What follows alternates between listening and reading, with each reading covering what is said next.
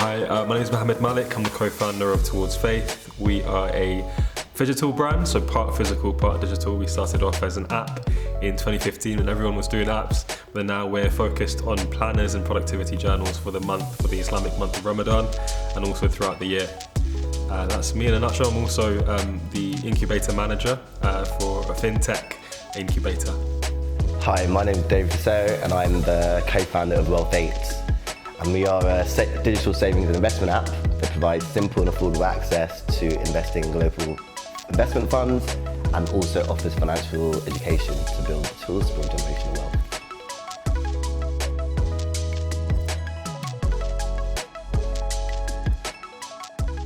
So I always just like to think about it with start, solve, speak. And if I break it down into three, so start doesn't mean like quit your job or do anything drastic to actually start, but write it down, start speaking to people, start engaging, start doing research, start going to events where you might meet people that understand it. But those first initial pieces of just starting, because a lot of people may keep things in their head for a long time.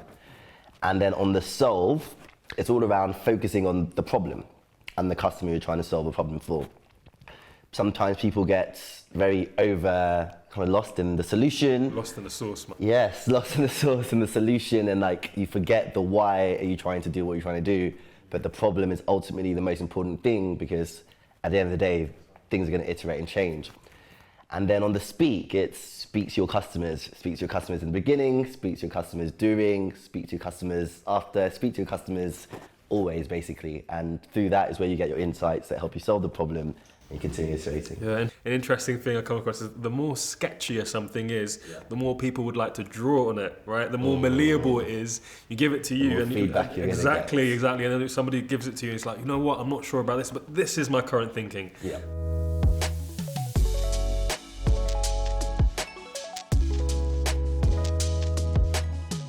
So in terms of strategic planning for your MVP, it's really tailored to what you're doing, right? And I like to think of MVP as a means of testing or getting really reliable data, right?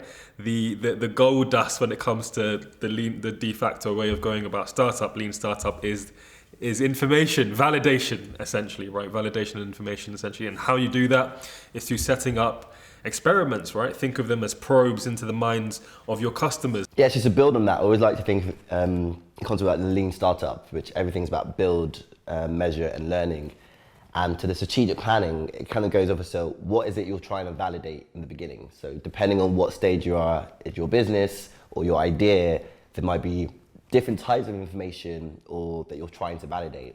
So be clear on what it is you're actually trying to prove or validate with an assumption in the beginning before you start. That's a strategic element to it.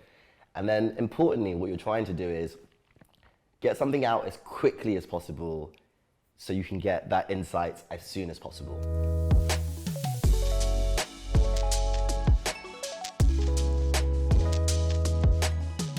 I validated kind of markets by starting off with some simple research. So the first easy steps is user research.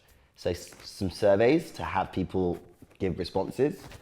Then face-to-face interviews to actually understand. And the important thing with the face-to-face interviews is that it's not, oh, give me an answer to my question, but I'm now going to speak to you about the problem at large and try and learn as much about it as possible so that I can better kind of refine solution. But then to kind of move on, the biggest probably form of validation is the earlier you want to get to someone's, I guess call it a customer, and that could be defined in different ways, right? But the earlier you can get to someone that's, I am now a customer, or willing to be a customer is good, but I am now a customer of your product or your service, that becomes such strong validation. I think, as you mentioned a bit earlier about the influencers and all these other things, and people can get lost with other kind of metrics. But if you're solving a problem for customers, the biggest metric you're going to get is to have a customer. And it doesn't matter how many, but the moment you have a customer, you're actually solving that problem, and that's the ultimate validation, in my opinion. So with us, I think it was looking at the problem of feeling stagnant in your day-to-day and the particular market we're looking at were English-speaking what we call gummies, right?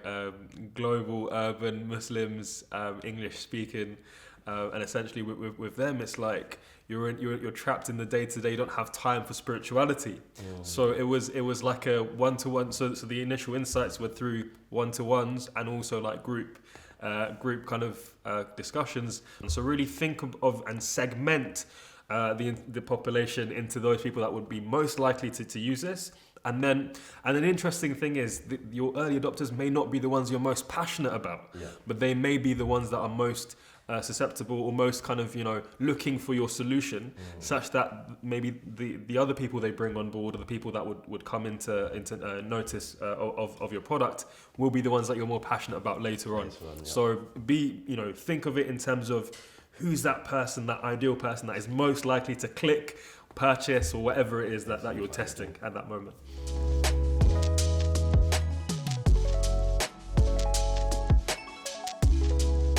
So who you need in the room with you when you're building an MVP kind of really depends on what your MVP is.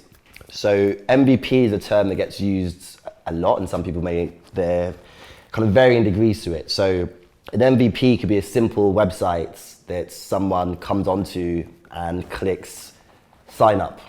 And by website, you can create a website on a number of different tools that allows you to use quickly. Or depending what industry you're in, your MVP might be something that's working that allows people to maybe do a little bit more, like provide data, and then you can follow up with a service afterwards. So for our instance, our initial MVP was a landing page with some information about what we're going to do. Even because we are a regulated entity as a financial service company, there were certain things we weren't allowed to say at that time because we didn't have the license to say we provide those services. So it was simply what we were going to do, and kind of led more with the community and the financial education element, but then register your interest or join our mailing list. And that was kind of the first step. And that was a website that was created on a tool that is kind of relatively easy to use. So in that instance, not too many people to deliver the MVP. But as we built on to other more advanced services, and having kind of an app, it was definitely having like a tech person or developer who can code, and a business person that understood the problem, the why, the customers, and can translate it to the person doing the technical work. And then a designer that made it all look and kind of work the way it should. But how can you go to that where you want to be in terms of startup nirvana, which is like a solid MVP, quicker? And there's a framework called grounded innovation, which is essentially leveraging super users, those who have the accumulated knowledge of the like a 10,000 end users, right?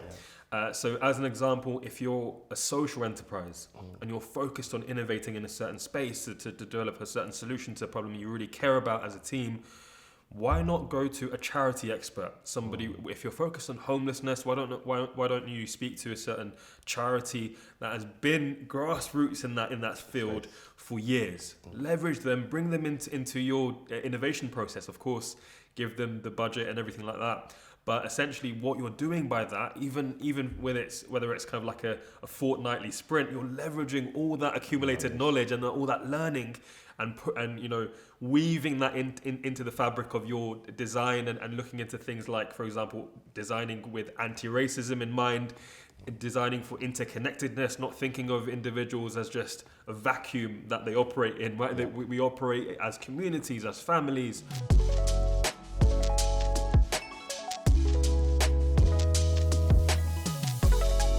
So the feedback loop starts with the moment you have the idea. So the moment you tell a friend, a family member, maybe a colleague. And what happens at that point is the kind of idea and assumptions you may have in your head, you're starting to get insights into that from real people. And that continues from the point you write it down. And if you may use different frameworks to actually structure your thinking, such as Lean Canvas, business modeling, you go to an incubator, you go to an accelerator, you go and meet people, you start customer research. And as a founder, every interaction you have is kind of a feedback loop. And especially when you then engage other professionals. So you mentioned who do you need in the room. Everyone that has different skill sets will bring different kind of feedback and insights that helps you continue with that measurement and that learning cycle. So it starts in the very beginning and it's forever. I think feedback is almost like a mindset to have, right? Whereby anything that comes to you, you're not taking it personally. Yeah. Even if it's, often your friends and family may be very critical of you as you're taking the leap or whatever you're doing. But if you really look at that as data, right? As difficult as it is, we're human at the end of the day. Words do affect us. But if there's a saying that there's no failure, there's only feedback, right? So if you look at every failure as like a means to assess yourself. And to add to one thing to that, I think it's quite important in the feedback cycle is listen. So always listen, but you could choose which insights to act on. So there'll be certain pieces of feedback that you receive, because you receive this constantly. So have that mindset to listen. It doesn't mean you have to act on every single piece of information you get from someone, but be open to listening, take it away, and then in your kind of refinement time, you could decide to go, is this useful for me, or do I want to act on this piece of information? And then you could move on from there.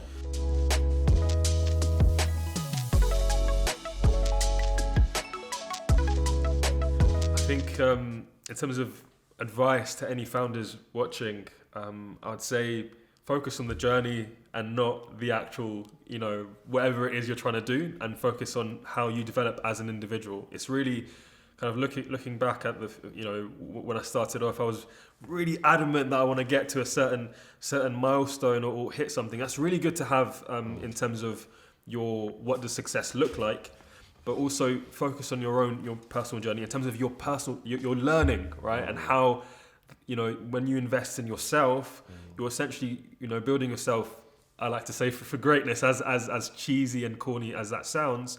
And this experiment that you're running, looking at it, with the lens of a scientist almost, right? That this is an experiment I'm doing. I'm taking this much amount of time. I've got this much runway, and I'm doing an experiment. And hopefully, I'm looked after in terms of roof over my head and all that kind of stuff. And how does this experiment go? And I'm not going to take it personally if it doesn't go as planned.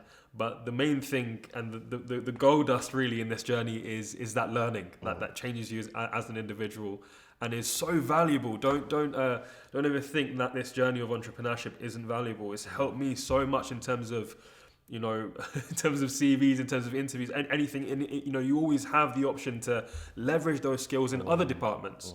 So don't ever feel that entrepreneurship is just like it's the be all and end all. There's so much benefit, so much fruits that come out of that labor that when you're working, right?